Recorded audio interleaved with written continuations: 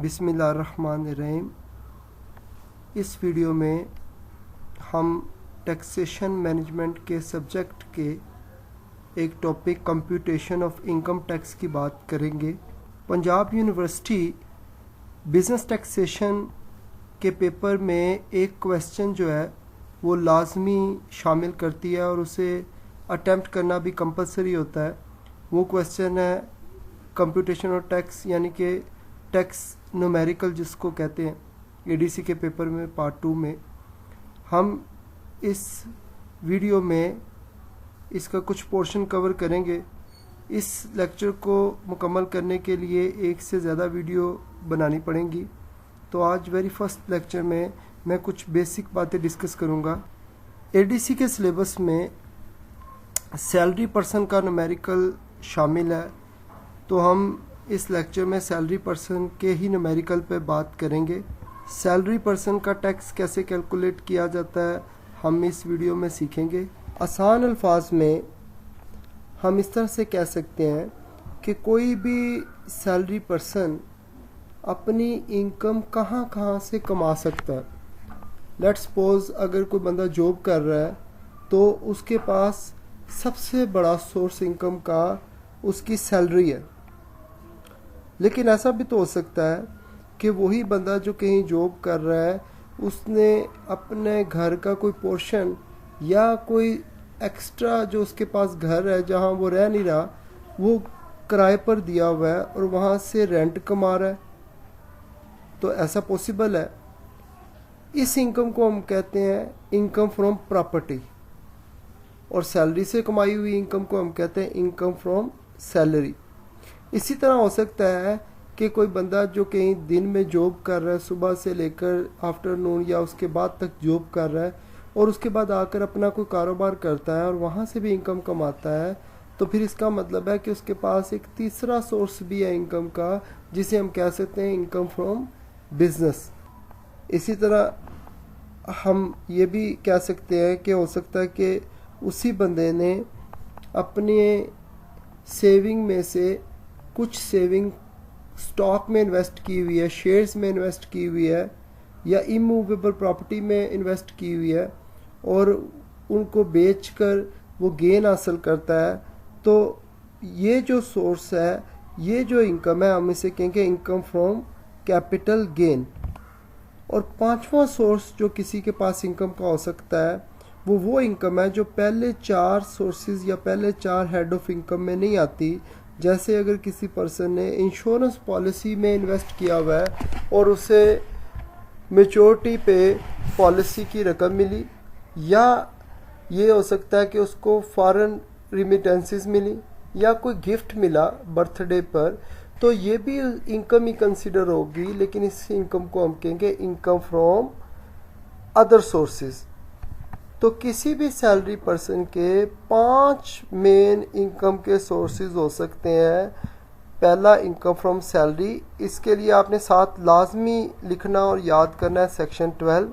दूसरा income from property section 15। इसी तरह income from business section 18, income from capital gain section 37 और income from other sources section 39। तो ये बिल्कुल हमने इंट्रोडक्शन में बात की कि टोटल इनकम किसी भी सैलरी पर्सन की कैसे कैलकुलेट होती है, क्या हो सकती है टोटल इनकम। तो टोटल इनकम किसी भी सैलरी पर्सन की ये 5 सोर्सेस को मिलाकर हो सकती है, प्रॉपर्टी, सैलरी, बिजनेस और कैपिटल गेन। अच्छा, अब हम कंप्यूटेशन ऑफ टैक्स के हवाले से बात करते हैं कि टैक्स कंप्यूट कैसे होता है, टैक्स कैलकुलेट कैसे होता है। तो बड़ा आसान है, ये मुश्किल नहीं है। हम सिंपली कंप्यूटेशन ऑफ टैक्स का मतलब ये है कि जब कोई बंदा अपने इनकम का रिकॉर्ड टैक्स डिपार्टमेंट को जमा करवाता है, जिसको हमने डेफिनेशंस में सीखा था टैक्स रिटर्न फाइल करना। जब कोई अपनी रिटर्न फाइल करता है तो वो टैक्स कैसे कैलकुलेट करता है, वो अपनी इनकम को कैसे लिखता है और उस इनकम पे टैक्स की कैलकुलेशन कैसे करता है, इस टॉपिक में कंप्यूटेशन ऑफ टैक्स के टॉपिक में हम सीखेंगे। तो रिटर्न फाइल करने के हवाले से हमने सीखना है कि किस तरह से रिटर्न फाइल की जाती है। तो वेरी फर्स्ट हम सीखेंगे कि रिटर्न फाइल करने के लिए उसे किस तरह से फॉर्मेट को फॉलो करना है, किस तरह से उसको इन पांचों इनकम को जो हमने ऊपर डिस्कस किए हैं इनको लिखना है। तो आप जब कॉपी पे सॉल्व करेंगे या आप जो लूज शीट्स पर सॉल्व करेंगे तो आपने शीट के बिल्कुल राइट साइड पर एक कॉलम बना लेना है और उसके साथ आप एक हेल्पिंग कॉलम भी बना लेंगे जो कोई इनर कैलकुलेशन के लिए यूज़ हो सकता है। 5 लाइंस में आपने हेडिंग देनी है। सबसे पहले आप नेम लिखेंगे जिस बंदे की, जिस सैलरी पर्सन की आप रिटर्न फाइल कर रहे हैं। फिर सेकंड आपने लिखना है टैक्स ईयर। टैक्स ईयर आपका 2021 है।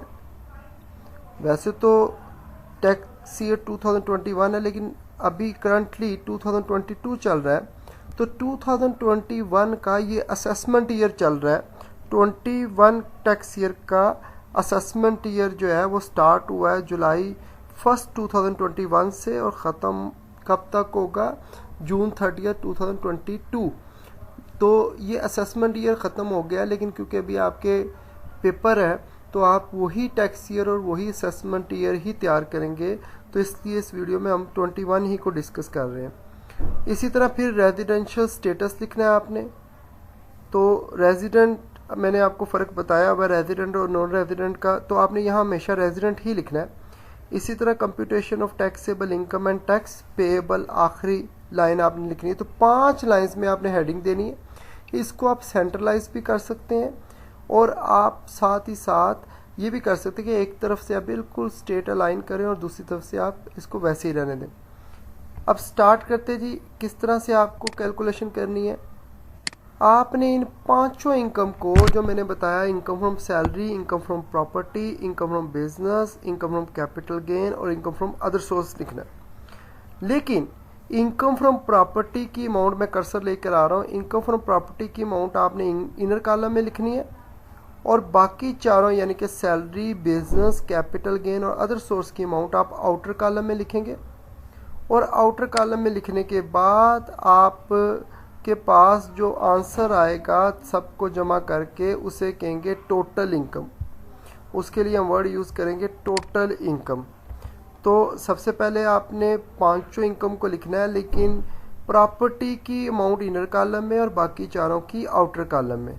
और जो आंसर आएगा उस आंसर को आपने नाम क्या दे देना है, उसको आंसर को नाम दे देना है टोटल इनकम का। तो टोटल इनकम क्या है, अगर हम पांचों इनकम को लिखें लेकिन प्रॉपर्टी की इनर कॉलम में अमाउंट लिखें, बाकी सब की आउटर कॉलम में और जमा करें तो हम कहेंगे टोटल इनकम। अब टोटल इनकम में से 6 तरह की डिडक्शन जो है ना वो टैक्स डिपार्टमेंट ने हमें अलाउ की हुई है कि हम माइनस कर सकते हैं। इससे क्या होगा, इससे हमारी इनकम कम हो जाएगी और टैक्स भी कम लगेगा। तो अगर मैं अपनी रिटर्न जमा करवा रहा हूँ तो मैं पांचों इनकम को लिखूंगा। अब 6 तरह की अगर मैंने पेमेंट की है तो टैक्स डिपार्टमेंट मुझे अलाउ करता है कि वो 6 पेमेंट अपनी टोटल इनकम में से माइनस कर सकता हूँ। उससे मुझे फ़ायदा ये होगा कि मेरी टोटल इनकम कम हो जाएगी और टैक्स भी कम लगेगा। लेकिन शर्त ये है कि इन्हीं 6 में से कोई पेमेंट होनी चाहिए। इनके अलावा कोई पेमेंट की है तो वो आप डिडक्टिबल अलाउंसेस के तौर पर माइनस नहीं कर सकते। तो मैं इन पांचों में से डिडक्टिबल अलाउंसेस को माइनस करूंगा। 6 तरह के डिडक्टिबल अलाउंसेस हैं। मैं उन 6 के 6 का ट्रीटमेंट आपको बता देता हूँ, लेकिन पेपर में या क्वेश्चंस में सारे के सारे नहीं होते। किसी क्वेश्चन में सिर्फ ज़कात हो सकती है, किसी क्वेश्चन में payment to worker welfare fund हो सकती है, इसी तरह पार्टिसिपेशन और बाकी भी एक एक करके मैं बताता हूँ। लेकिन यहाँ मैंने सारी लिखी हैं और एक से ज़्यादा अगर आपको सवाल में दी होंगी डिडक्टिबल लॉसेस तो आप उन्हें पहले इनर कॉलम में लिख लेंगे और एक ही दफ़ा उनका टोटल आउटर कॉलम में ले जाकर माइनस कर देंगे। तो क्या करेंगे, डिडक्टिबल लॉसेस आपने माइनस करने हैं। उनमें पहला अलाउंस है ज़कात पेड अंडर ज़कात एंड उशर ऑर्डिनेंस। याद रखना कि ज़कात अंडर उशर ऑर्डिनेंस का मतलब क्या है कि आपने सिर्फ वही ज़कात माइनस करनी है जो इस ऑर्डिनेंस के तहत पे की है। मतलब नॉर्मली हम ज़कात जब पे करते हैं तो गली मोहल्ले में किसी रिश्तेदार को दे देते हैं, तो उसका कोई प्रॉपर जो डॉक्यूमेंट्री एविडेंस नहीं होता, इसलिए ऐसी ज़कात लेस करने की इजाज़त नहीं है। वही ज़कात आप लेस करोगे जो ऑर्डिनेंस के तहत दी है, जिसका डॉक्यूमेंट्री सबूत है। जैसे बैंक ने आपके अकाउंट में से ज़कात काटी तो उसका डॉक्यूमेंट्री एविडेंस है, वो आप माइनस कर सकते हैं। इसी तरह वर्कर वेलफेयर फ़ंड और वर्कर पार्टिसिपेशन फ़ंड, ये मुख्तलिफ जगह पे फ़ंड क्रिएट किया जाता है और एम्प्लॉइज़ इस फंड में कंट्रीब्यूट करते हैं। इनका मकसद एम्प्लॉइज़ ही के बेनिफिट है, एम्प्लॉइज़ ही की वेलफेयर है। तो इनकी डिटेल में हम यहाँ नहीं जा रहे, हम सिर्फ इनके नाम याद कर लेते हैं कि ये भी फ़ंड अगर दिए हैं आपने तो आप ये माइनस कर सकते हैं। क्वेश्चन में जो भी दिया होगा इन दोनों में से वर्कर वेलफेयर या पार्टिसिपेशन, वो भी आप माइनस कर देंगे। तो 3 अलाउंसेस हमने माइनस करने के लिए लिख लिए। चौथा अलाउंस है डोनेशन। अच्छा, डोनेशन से मुराद यहाँ वो डोनेशन है जो आपने class 61 part 1 of the second schedule दी है। ये कुछ ख़ास तरह के इंस्टीट्यूट हैं जिनको आप इस कैटेगरी में लेकर आते हैं। इनकी डिटेल हम सवालों में डिस्कस करेंगे। मैं आज के इंट्रोडक्टरी लेक्चर के बाद अगले लेक्चर्स में इन जितनी बात हमने की होगी इसको प्रैक्टिकली समझाऊंगा वर्कशीट पर एक्सेल में, ताकि आपको साथ साथ समझ आ जाए। अभी जस्ट इंट्रोडक्शन दे रहे हैं।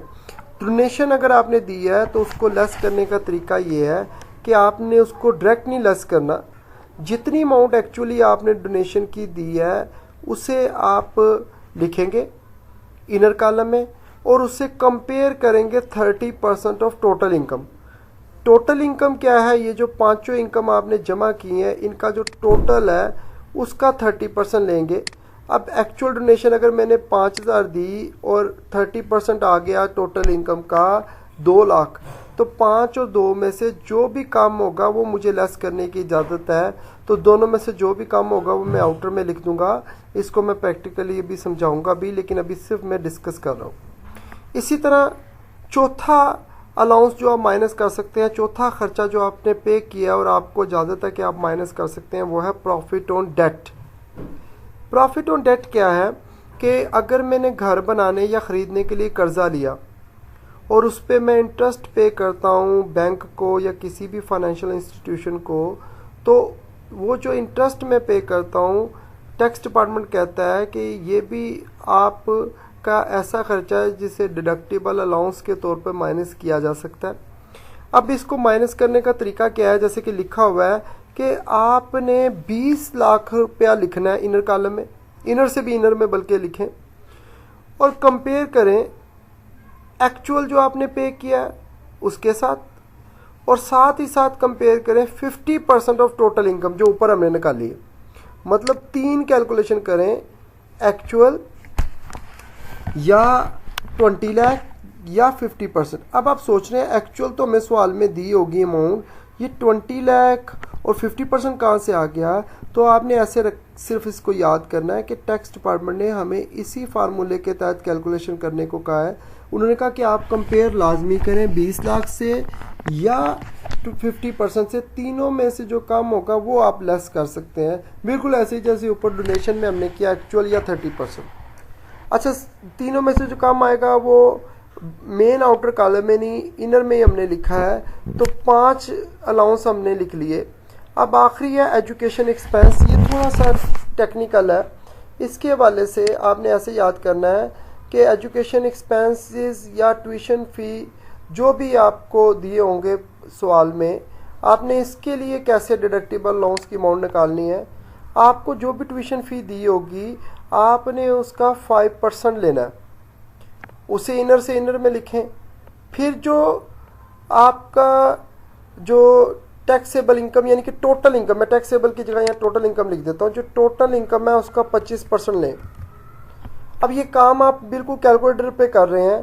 पहले ट्यूशन फ़ी का 5% लिया जो सवाल में दी हुई थी एजुकेशन एक्सपेंस के नाम से, फिर 25% लिया, और फिर जितने बच्चों की ट्यूशन फ़ी पे की है एजुकेशन एक्सपेंस जो आप बच्चों के लिख रहे हैं, जितने बच्चों की ट्यूशन फ़ी पे की है उतनी क्वांटिटी को, उतने नंबर ऑफ जो चिल्ड्रन है उसको 60,000 से मल्टीप्लाई कर दें। 60,000 से जब आप मल्टीप्लाई करेंगे तो 3 अमाउंट आ जाएंगे, एक 5% ट्यूशन फी का, एक 25% टोटल इनकम का और एक 60,000 मल्टीप्लाई नंबर ऑफ चिल्ड्रन।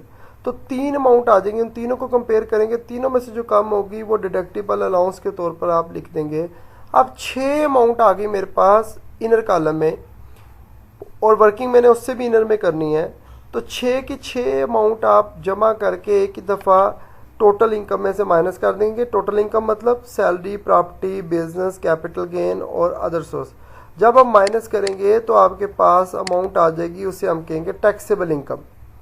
और आपने इसी इनकम पर जो है वो आपने टैक्स पे करना है, और टैक्स पे करने के लिए आपको टैक्स डिपार्टमेंट ने रेट बताए हुए हैं। वो रेट मैं आपको स्क्रीन पे शो करता हूँ। जैसे ज़रा देखें, मैंने ऑलरेडी फ़ाइल बनाई हुई है, इस फाइल में मैंने जो है वो रेट लिखा हुआ है।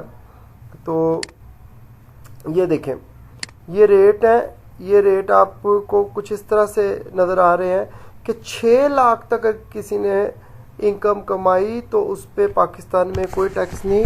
6 लाख तक का मतलब है साल में 6 लाख। फिर 6 लाख से ऊपर लेकिन 12 लाख तक इनकम कमाई तो फिर जितनी अमाउंट 6 लाख से ऊपर कमाई उस पर टैक्स की परसेंटेज है 5%। मतलब ये कि 6 लाख तक तो ज़ीरो है, 6 लाख से ऊपर पे 5%। इसी तरह 12 लाख से ऊपर पे लेकिन 18 लाख तक, 12 लाख 1 रुपये से लेकर 18 लाख तक इनकम कमाई तो फिर आप क्या करना है, अब 30,000 तो लाजमी लिखना है, प्लस 12 लाख से ऊपर जितनी इनकम है उस पर परसेंटेज अप्लाई करेंगे 10%। तो जब मैं प्रैक्टिकली आपको कैलकुलेट करके बताऊंगा तो आपको आसानी से समझ आ जाएगी कि भी 12 लाख तक का टैक्स उसने खुद ही निकाल कर हमें दे दिया 30,000, और 12 से ऊपर पे आपने रेट अप्लाई करना है 10%। इसी तरह इससे ऊपर वाली स्लैब जिसमें 6 लाख 1 रुपये से लेकर 12 लाख था तो 6 लाख तक तो टैक्स ज़ीरो है। तो 6 लाख से ऊपर पर आपने टैक्स लेना है 5%। तो प्रैक्टिकली ये देखिए, मैंने ऑलरेडी क्वेश्चन भी बनाया हुआ है जिसको मैं अगली जो है वो वीडियो में शेयर करूँगा, सिखाऊंगा आपको। इसमें मैंने क्वेश्चन ऑलरेडी बनाया हुआ है और बनाकर मैंने यहाँ छोड़ा हुआ है, इसको अगली वीडियो में मैं डिस्कस करूँगा।